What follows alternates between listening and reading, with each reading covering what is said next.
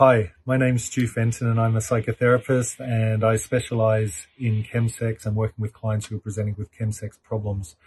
I've worked in a number of facilities, therapeutic communities and hospital settings, but I've also worked in private practice, and the vast majority of my clients have been LGBT community, MSM, gay men having sex with other men, engaging with crystal meth and GHB while also utilising the dating apps. I also have a lived experience of engaging in ChemSex myself and have been sober now for a number of years. The term ChemSex was first used by David Stuart, who was a frontline healthcare worker in the UK. And his strict definition of this is that it's the combining of crystal meth, GHB or GBL with methadone with gay men or men having sex with men, and using apps such as Scruff and Grind to connect with one another. I think also part of the history with ChemSex is that it began really in Los Angeles and New York in America way back in the early 1990s. And we know this because Crystal Meth Anonymous began in Los Angeles around 1995.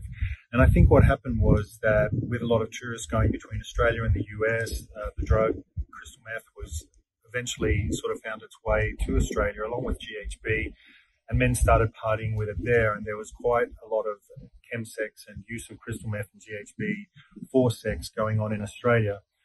It was a lot later hitting in UK and Europe, and really started to get quite bad there around 2012. There are many reasons why gay men engage in ChemSex, and a lot of these reasons sometimes can come from minority stress. Minority stress obviously includes things like workplace bullying, coming out of struggles of being in gay relationships, trans and bi phobia. Some LGBT people experience hate crimes, and also from abuse, just from society or from families, including rejection from family.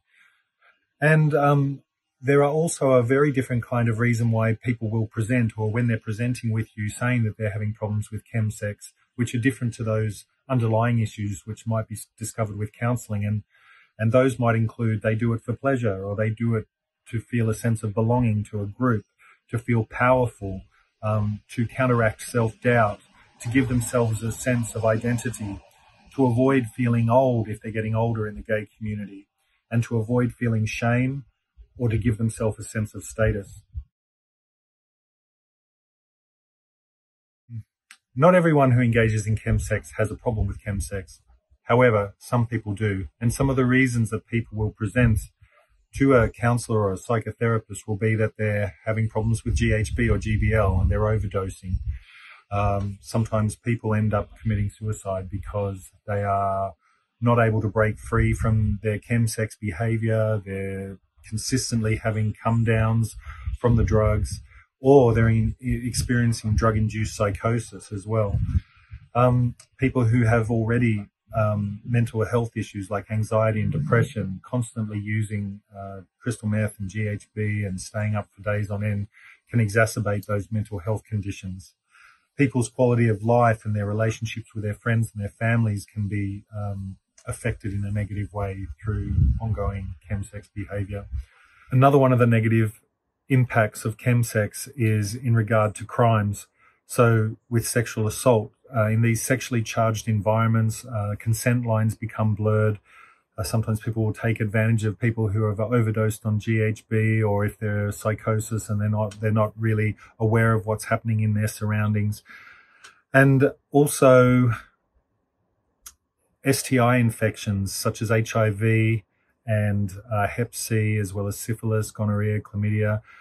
These are really negative impacts that happen when people choose not to use condoms, or that they're having sex with multiple partners in a short space of time. In regard to HIV rates for a number of years were increasing before PrEP started to be used on a regular basis. And one of the reasons I think that this was increasing for a period of time is that when people are out using drugs, for especially crystal meth, for a long period of time, 3 or 4 days at a time, they stopped being consistent with taking their medication at the same time each day. And then the last issue or negative impact is around psychosis. And not everyone experiences drug-induced psychosis, but there are a number of people that are susceptible to it. And if you're experiencing this on a regular basis, it can be quite detrimental to a person's sense of themselves and their own well-being.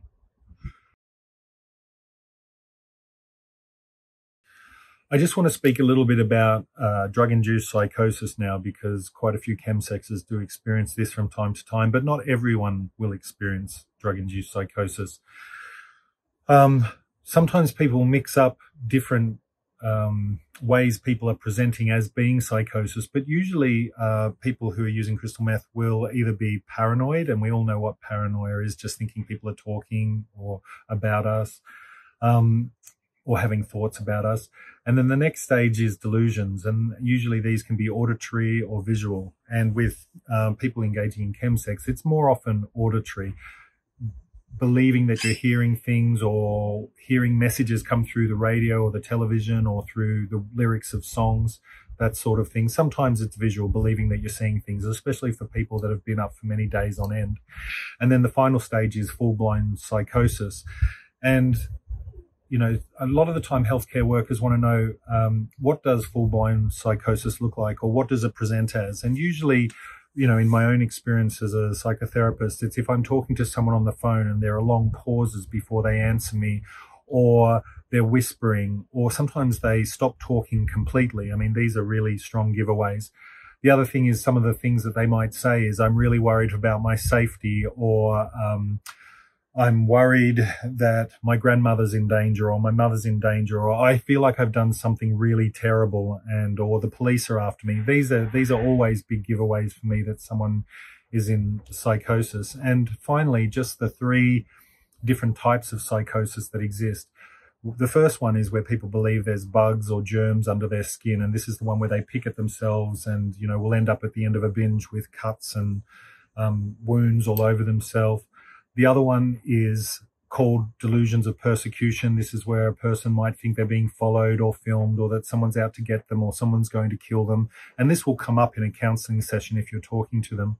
And then the third one is where the person thinks that they're a religious figure, or Jesus, or something like this. This is also dangerous because a person thinks they're invincible in this case, and they will often run in front of traffic believing they can't be killed, or they might jump off a building feeling like they might be able to fly, things like this. And quite a few gay men have died in this way.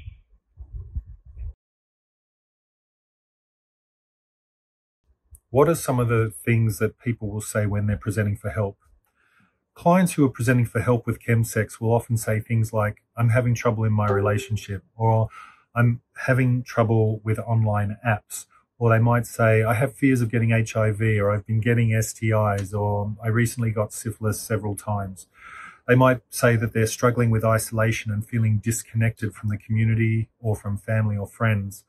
Or they might say, I know I'm addicted to this drug or that drug, and I want to do something about it. They might say that they're experiencing psychosis, or that they've overdosed several times on GHB and they're very worried that their life is at risk.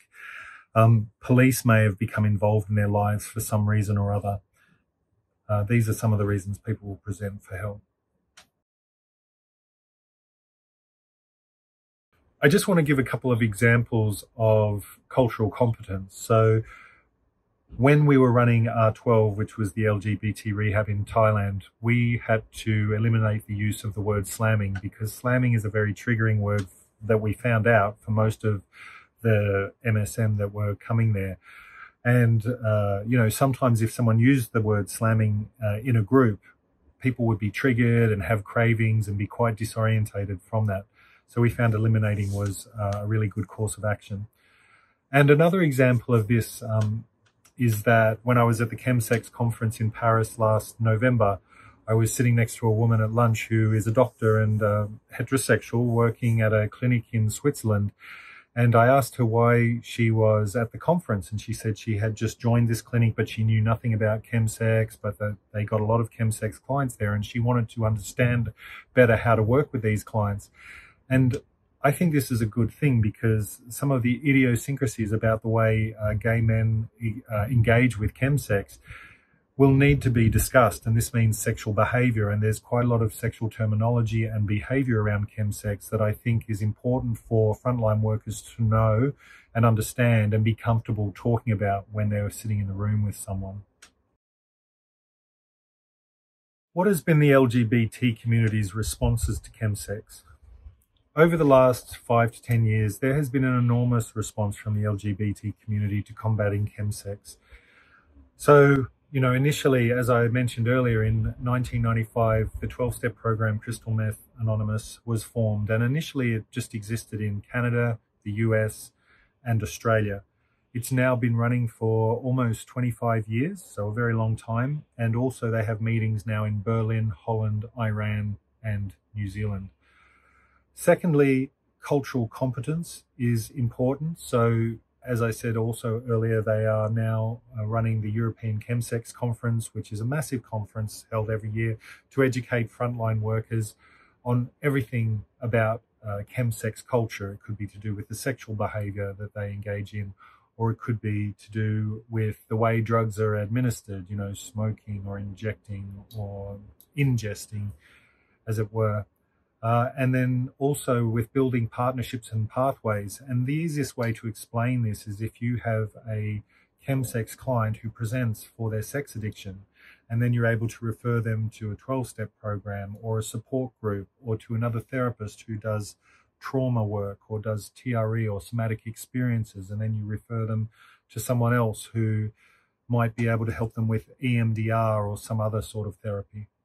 Other ways the LGBT community has responded to the chemsex problem is by learning how to eliminate stigma and judgment, because a lot of people in the gay community trying to get help for this find that if they are judged or stigmatized for engaging in chemsex, they're less likely to try and get help. It's also really important for frontline workers to identify what is working with a particular client. Different clients respond to different approaches. So CBT may work really well for one client. A 12-step program might work well for another client, but also not for others. So it's really important to always be talking to other therapists and finding out what works for them and experimenting with new techniques and watching what works for a particular client. Another response that works really well is when therapists share their expertise with other therapists. And the European ChemSex convention that is happening now every year throughout Europe is a really good example of this. Different people from different countries are presenting their findings, their understandings, what works, and it's a great way to share information. Also, creating safe spaces is really important. One thing as an example of this is in Los Angeles, there's a 12-step Crystal Meth Anonymous meeting, which is called Leather, Fetish and Kink. And a lot of the people attending this meeting will attend because they find that this is a safe place to be able to talk about chemsex specifically and the way they engage with sex. And it allows them to create not only a safety for themselves in what they're talking about, but to be able to accept their sexual behavior as good and to know that they and others can do it without having to use drugs. So in summary, this section was about defining exactly what chemsex is, and I think it's seen a little bit differently in different places. As I said, in the UK, they basically call chemsex the combination of crystal meth, GHB or GBL, with methadone and sexual behavior and the use of online dating apps. But I think more broadly in the rest of the world, the definition is not that strict. I think that chemsex, or what they call in American culture party and play, can be sex combined with any number of drugs, as well as the use of online apps.